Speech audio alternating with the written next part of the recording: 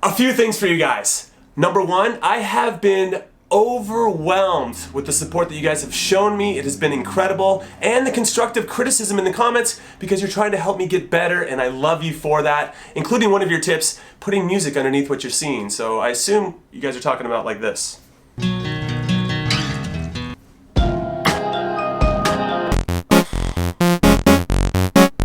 Yeah, I like it. Good idea, everybody. Number two, also, I encourage you, encourage. It's like a mix of orange and encourage. I encourage you to have patience with me as I figure out the right balance between creating vlogs and different series that I have in my little tiny ping pong sized brain, and of course, the news. NEWS news item number one. Former Arsenal legend turned new manager of NYCFC, Patrick Vieira, is already making excuses. Here's what he said when he took over the team in November. We want to win silverware. He knows they're an expansion team, right? And I don't even know who I'm looking at. There's nobody here with me. Doesn't matter. And here's what he said this week. Coaching in MLS is harder than in Europe. And he hasn't even coached a game yet. How does he know? I mean, I know there's some rules that he's getting used to, but still, his professional record as a manager is 0 wins, 0 losses, 0 draws. What is he banking it on? How does he even know how to compare and contrast? He didn't coach in Europe either. Patrick's gonna be fun this season. I wanna go hang out with him. NEWS news item number two. Arsenal manager Arsene Wenger claims he's immune to criticism from the supporters, which, if it proves anything, it proves the dude's a robot. Because human beings would respond to criticism. And he also seems to be immune to being fired despite underachieving season after season. But then he said this. You wonder sometimes why the excessive reactions. Do people think football is just only winning and never losing any game?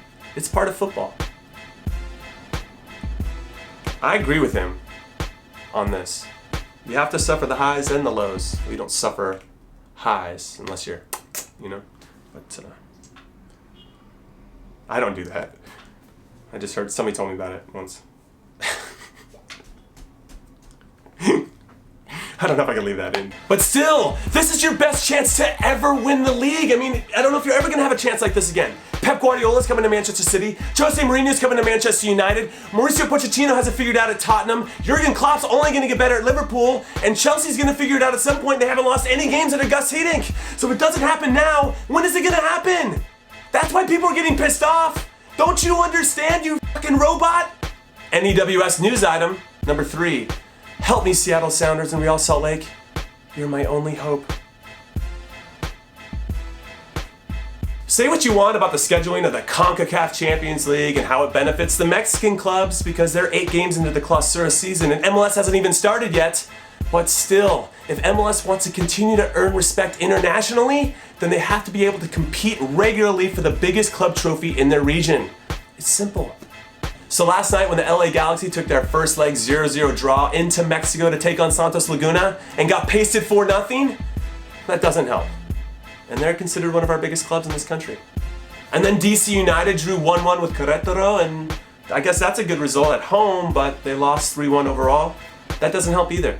Which leaves the Seattle Sounders, who are tied 2-2 after leg 1 with Club America, heading down to Mexico City tonight to try to get a massive win, and Real Salt Lake, who are hosting Tigres despite being down 2-0 after leg 1. So guys, listen, if we can't get through here and there are no MLS teams in the semifinals, Mexico's just gonna look at us and go, MLS, I am your father. So that's it. Drop me your thoughts. Ask me any questions that you want because I'm going to do a Q&A on Friday. And please subscribe if you haven't. Be part of the family. I'm giving out warm hugs or fist bumps or high fives or good game butt taps. Your decision. 'Cause that's how I roll. See you tomorrow.